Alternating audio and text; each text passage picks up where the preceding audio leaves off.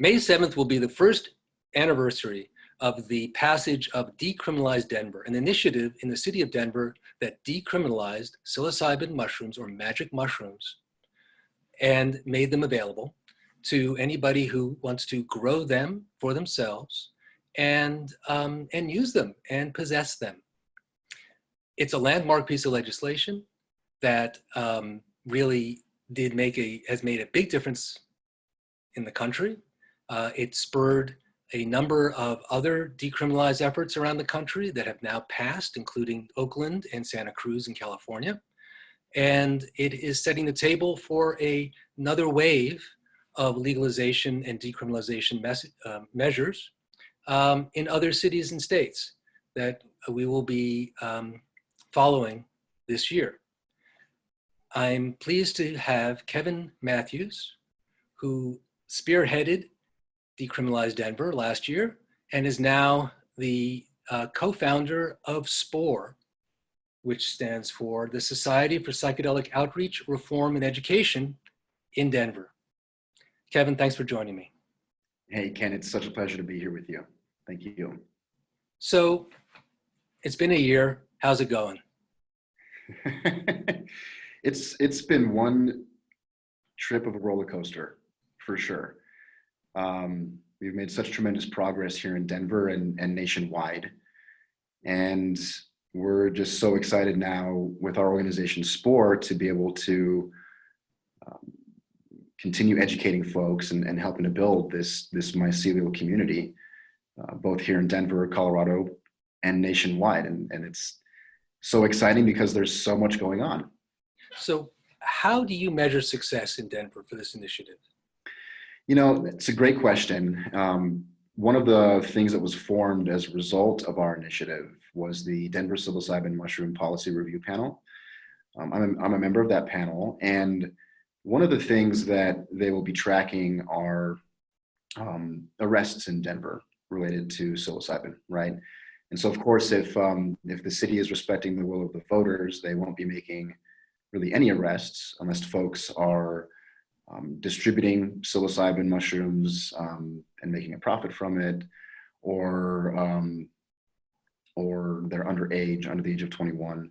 And so in so many ways, we have a chance to really determine or answer the question, what happens after decriminalization? And the first thing there is to make sure that law enforcement aren't making any arrests.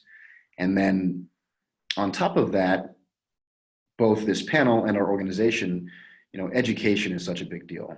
Safety and responsible use are tremendously important in this climate. And so we'll be working with the city to not only stay on top of law enforcement, but also collect more data. Like, what does use look like in the city? How are folks benefiting from mushrooms here? And I think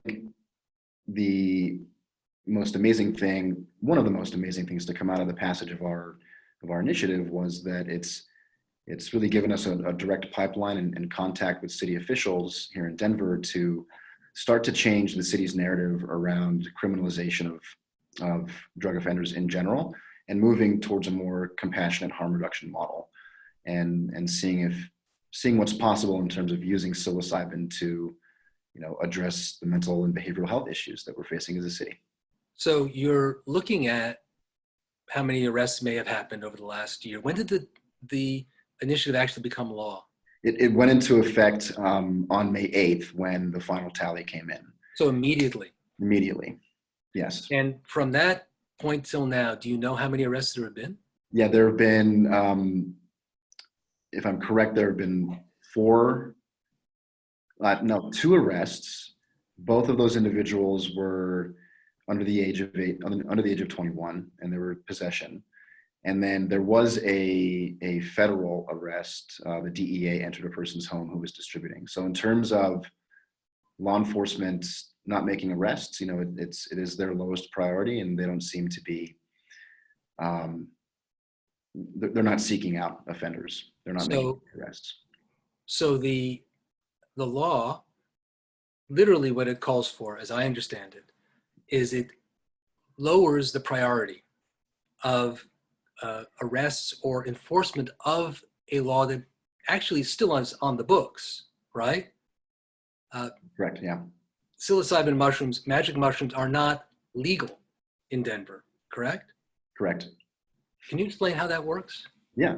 So our initiative made it pretty much as close to a true decriminalization of psilocybin that you can get without actually going in and removing psilocybin from the list of Schedule 1 substances.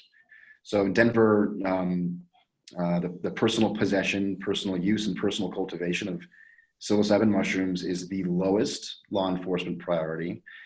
And we want to step further beyond that and said that the city and county of Denver cannot use any city funds to prosecute individuals for the possession, use, and cultivation of mushrooms.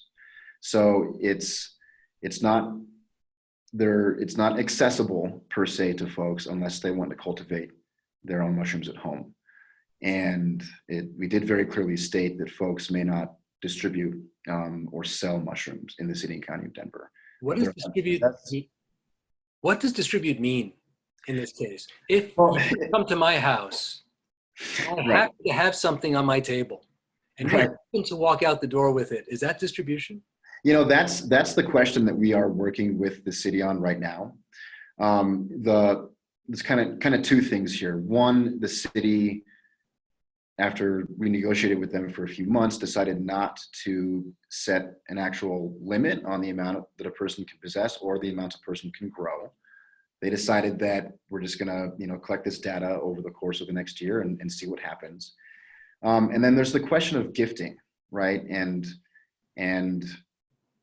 we'll be discussing that actually next week at our next panel meeting with the other city individuals. To get a much more clear answer on what it looks like to gift mushrooms to folks. And if we're being honest, we know it's happening right now. There's always been this underground network, both here in Denver, obviously, and the rest of the country. So in terms of enforcement, distribution, it can go both ways. It can mean distribution for remuneration, which means for sale or for profit. But there is a state statute that still qualifies the giving of a Schedule 1 substance to another individual without selling it also as distribution. So, in many ways, we'd love to see Denver become a sanctuary city for psilocybin mushrooms, but we'll have to see what that looks like over the course of the rest of the year. If I grew my own, per se, just as an example, if I grew my own mushrooms and I had some on me and I walked into a therapist's office and I took the mushrooms as part of a therapeutic experience, does the law cover that? Another great question, Ken. Right now, the law does not cover any kind of professional therapeutic services. Even if an individual walks in with their own mushrooms and consumes them and sits down with their therapist. It's a very, very gray area. And the question there, the risk is really to the therapist or to the medical professional, right? Because they're conducting psilocybin therapy, which is illegal. And so we're talking about licensing and regulatory boards here. And that's something that we will be working at the state level to see if we can actually give more protections and rights to medical professionals and their licensing. So you mentioned this policy panel that you're on and a number of other people in the city representing the government, also representing the initiative are on, right? How many people are on it altogether? Right now there's 10 total, and there's one vacancy. And can you describe exactly the role of that panel and how it's working with the city? Yeah, so it's the first municipal body of its kind in the world, as far as I know, that has a mandate to specifically collect data on psilocybin. And then the panel doesn't make laws; it makes recommendations. And the purpose of it is to essentially analyze the effects of decriminalizing in Denver and how decriminalizing mushrooms relates to the fiscal, the social, and the health impacts of the city. So as we're collecting this data, we'll be making a very comprehensive report to the Denver City Council early next year, likely in March. And so as a panel that can make recommendations, first of all, the city individuals have been very open-minded and very curious, and they've really allowed those of us who are proponents of mushrooms to kind of take the lead in terms of determining the direction of the panel. And so although all we can do is make recommendations, it does give us, again, that opportunity to directly address city council and potentially create new policy down the road without necessarily needing to have another ballot initiative or a vote. The report you think is going to be out in about a year, more or less. Yeah. Will there be any preliminary release of information before then?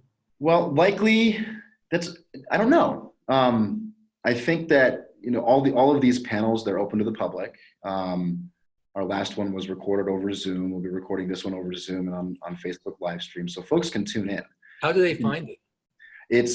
We live stream from Spore's Facebook page, which is at the Spore.org. So, this next meeting that we're having next week, we're essentially using that as a strategy session to determine the next course of action for the panel throughout the rest of the year. So if we're looking at what kind of data we want to collect, well, first of all, we will hopefully be training law enforcement on harm reduction, working with, for example, Sarah Gale, who's heads up the Zendo project with MAPS. She's on our panel. Other folks in the city that focus on harm reduction. So training law enforcement and first responders on additional harm reduction training. And then also, we want to look at research, whether it's observational or clinical, and also start to work with this panel to perhaps offer more public service announcements where folks can become, more educated or have the resources to become more educated and know that we're prioritizing safety and responsible use. So it's all open to the public. Somebody who might have not supported the initiative was probably concerned that when you open the door to something like essentially legalizing magic mushrooms effectively, that there's going to be, some hell to pay potentially, that there's going to be people doing stuff on the street. They're going to be out of control. There's going to be crazy stories. Somebody's going to get hurt. Have you seen any of that? We have not seen any of that. That was a major major point of the opposition during our campaign, where folks were concerned that we would see more individuals, tripping on the 16th Street Mall in downtown Denver, and we haven't seen any of that. From what I can tell, most people are using psilocybin responsibly. I think that most people are really, if we consider the microdosing paradigm, folks are using it therapeutically on their own to address their problems or their issues. So, we haven't seen any real adverse effects from decriminalizing yet. And there's always a risk, right? And we were very clear about those risks during the campaign, and we're still very clear because, again, I think once folks get more educated and they just understand that psilocybin is physiologically safe for most people, right? There are risks, but those risks can be hugely minimized by education, set and setting, having a sitter or a guide. So, time will tell, but so far it's been pretty quiet. I wonder whether, because it's not necessarily easy to get the mushrooms now, unless you grow them yourself, distribution is not covered by the law, right? Right. So I'm wondering how much of an uptick of usage there actually is, or whether what the law has effectively done, the initiative has effectively done, is just relieve the people who were doing it already from a certain amount of concern about law enforcement, but that the actual number of people hasn't really gone up very much who are using. Have you seen anything in the statistics you guys have gathered to suggest that, or what do you find? Not yet, and that's why we need to start measuring it. I'll give a plug here to Unlimited Sciences. They're a nonprofit. One of their founders was on our committee for the campaign. And they'll be working with, or they are working with Johns Hopkins to create the largest observational study of its kind in the US. And, we don't really have a clear picture of what use looks like right now. And so I'm very curious too. How can we start to gather and collect that data? And, if folks are willing to share about their experience, what does that look like? I think there was a survey that was conducted, maybe 5 or 6, maybe even 10 years ago now, where it said that, 33 million Americans have a lifetime use of psychedelics, whether they've used LSD or mushrooms even only one time. I think the numbers, I think even conservatively, there was a Stanford article that came out that said the numbers are at 5 or 6% of Americans who've used psilocybin. And, so we're looking at about 15 million folks right there, but we don't really know the numbers. And, to your point, Ken, I think that, in many ways, decriminalizing mushrooms in Denver did relieve a little bit of that existential stress, right? In terms of, worrying about law enforcement knocking down their door or something. And now that, Denver is becoming more of a sanctuary city for the use of psilocybin, it'll be curious to see what kind of information we can gather over the next 9 to 12 months to get a clearer picture of what use does look like. Are you beginning to think about distribution and including that in the law as well? Well, I think that if we're going to move forward, what makes the most sense in the state of Colorado would be some kind of a legal therapy model. And we recently conducted some polling statewide that showed that 50% of Coloradoans would agree with decriminalizing psilocybin mushrooms and creating a medical mushroom model.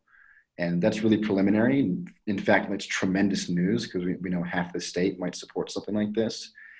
So I think, in terms of a model for distribution, it has to start with licensed, licensed therapists and licensed cultivation centers. And then, we'll see what happens from there. I don't see a recreational model like cannabis anytime soon, but I could be wrong because this movement's changing so quickly. And we know right now folks out there could really use access to psilocybin. So what you did in Denver really did kickstart a national movement. And there are 2 other cities that have decriminalized more than mushrooms, other plant visionary plants as well. And there are initiatives in other parts of the country. And there more seem to be, talked about all the time. What's your sense of the nationalization movement at the moment? What's your sense of the national decriminalization movement right now, and how has it been affected by COVID-19? And is that changing the schedule for things looking ahead? Another great question. I mean, you're so right. This has sparked a nationwide movement. The incredible work of Decriminalize Nature, really working underground mycelially right now to then have a couple cities turn into fruiting bodies and pop up kind of like out of nowhere. We're looking at, so we have Oakland, Santa Cruz, Denver, and then Cambridge, Washington, DC, Chicago, right? Those are all city level, either resolutions or ballot initiatives potentially. I mean, Washington, DC, come on. That's going to be on the ballot, correct? Potentially. And then of course the statewide efforts, both in Oregon and California, but California had to suspend their campaign because of COVID-19, right? They weren't able to, they didn't have enough time to hit their signatures. Same thing in Oregon. Oregon is very close. The IP 34 in Oregon, Psilocybin Services Initiative, from the last I heard, they only need about 10,000 more signatures and to qualify. And then same thing in Washington, DC, that was going to be a ballot initiative. They're working with the DC election board to start doing online petitioning. But these are challenges. And I think because of COVID-19, and because campaigns have not been able to collect signatures, it's kind of sparking this need for, how do we kind of bring the election process or the ballot initiative process into the 21st century and allow folks to, sign their petitions online, right? So, I think we'll see what happens in Oregon this year. They're still in the race. And I think 2022 is going to be a tremendous year for more psychedelic, both decriminalization and creating legislative regulated models at the state level as well. So you, after the success of Decriminalize Denver, you founded SPORE, specifically to create a context for community to support the integration of magic mushrooms, psilocybin mushrooms, into daily practice or life, not necessarily daily practice, but daily life, right? What is how do you imagine SPORE best operating? Do you see it growing in a certain direction? What is the role you see it playing? And do you expect that in other cities where we've seen success in decriminalization, other states, that a similar community-based model of activists and educators may be coming together? Absolutely.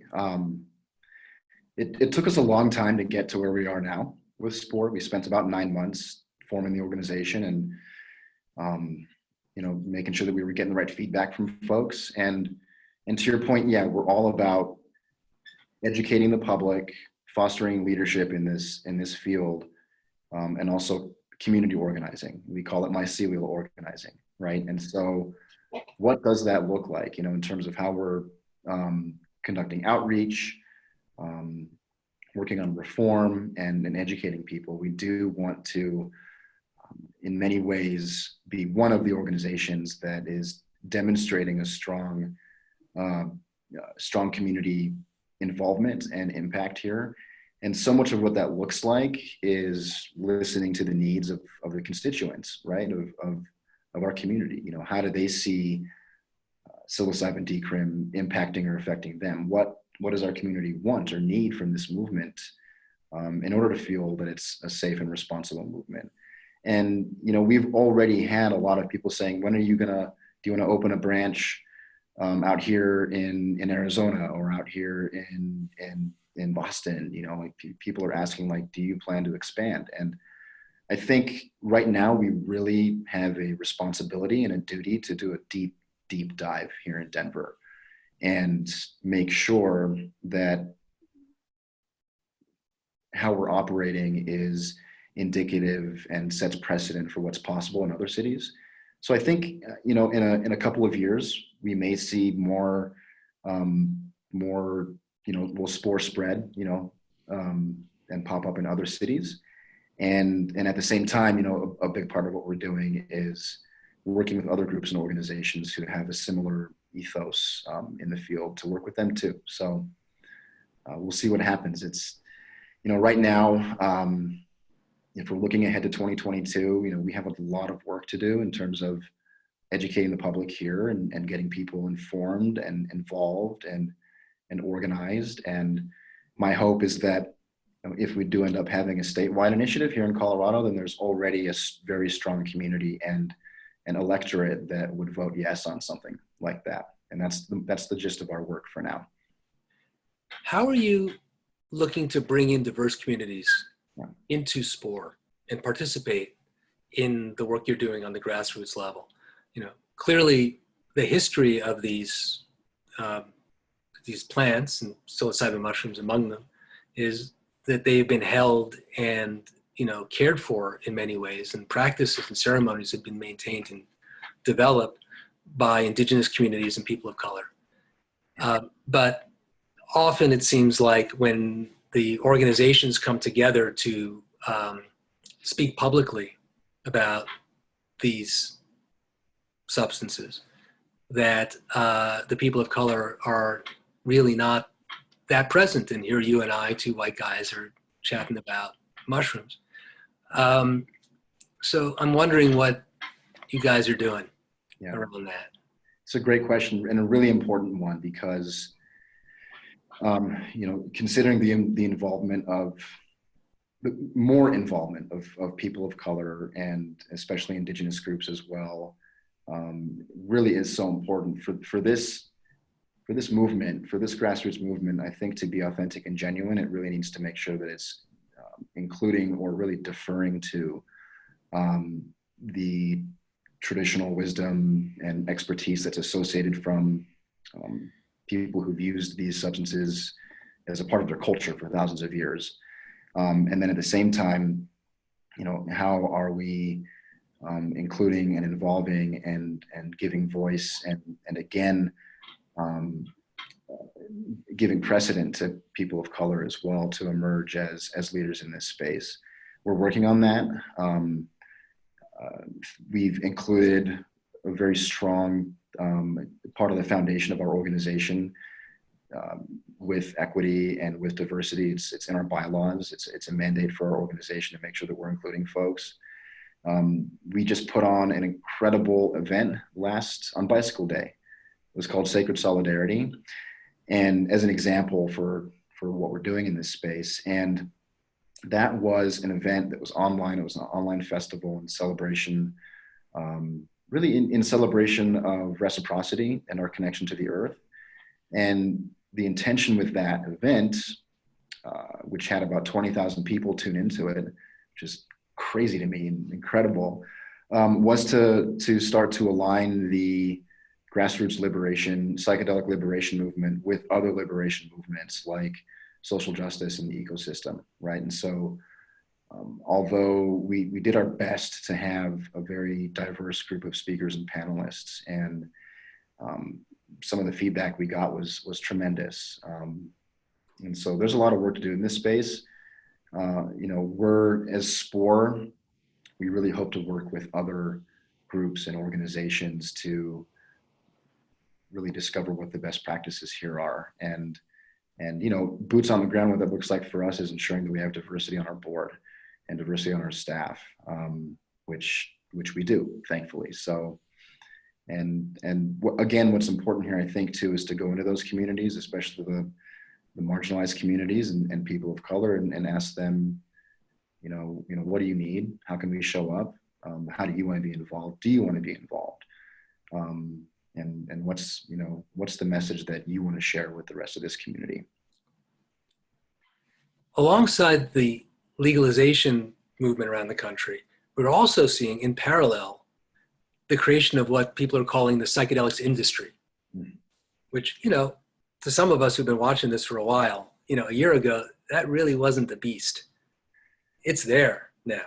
It's powerful. There's a lot of money coming into it. Over $200 million have been invested in different companies that are working with different psychedelic medicines and looking to bring them to market in a relatively traditional medical context, right? How are you observing that from the perspective of the activism that you've done? And what's your take on all that? I was speaking with an individual just the other day who runs one of those companies, and he said, Kevin, look what you created, and you better clean it up. And I was like, wait a minute. He was like, you opened Pandora's box, and now we've got 120 psychedelic businesses, maybe even more than that, who've entered the space. It's being projected as $1 billion industry this year. Who knows how COVID-19 is going to impact that? You look at Compass Pathways that just had an $80 million raise in their B round, right, which is incredible. So, I really prefer to use a different word. Industry, I feel like, has a word with a lot of weight attached to it, and in some cases, a lot of stigma. You know, if we look at the cannabis industry as an example, I prefer to look at what's unfolding as an ecosystem, right? And we know that that there will be for-profit organizations in this space, and there's nothing wrong with that. My hope is that for the companies that do emerge and have emerged, that they're keeping the people in mind. That, you know, especially these manufacturers, that if they want to manufacture and dispense psilocybin, whether it's laboratory produced or grown, right, that they're making sure it's accessible. You know, if there's anything that we've learned from the cannabis industry, is that for folks who want to get in, there needs to be a low barrier to entry.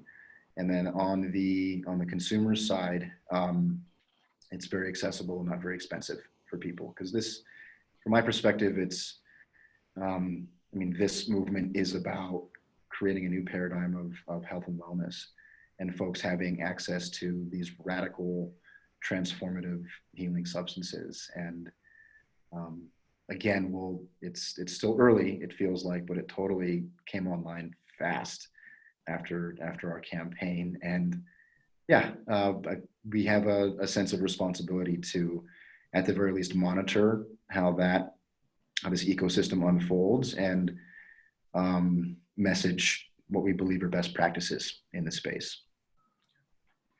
As an activist and leader in this space, would you get involved with any of these companies yourself?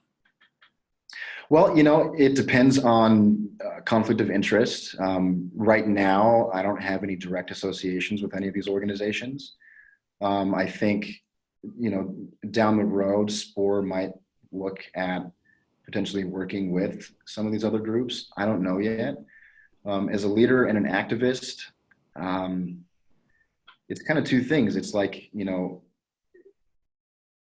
I mean, one of the biggest challenges in this space is like, where's the money coming from, especially to raise funds for campaigns.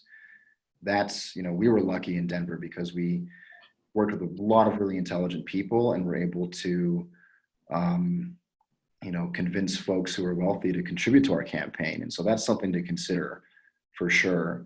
You know, personally, I'm much more interested in making sure that SPORE has the resources it needs to get our job done. You know, for example, we are working directly with Dr. Bronner's. I wouldn't say that their organization is one of the groups that's, you know, like investing in the psychedelic ecosystem per se, but they are working very much on changing the laws. And it's been tremendous to work with David Bronner and their team. And we'll have to see how it unfolds, because there is a need for funding resources, especially in the grassroots space, and as a nonprofit too. We'll be looking to work with people to create, you know, consistent revenues for us, contributions. Kevin, thank you very much for taking the time to speak with us. It's a pleasure, Ken. Thank you. You had some great questions today. I really appreciate it.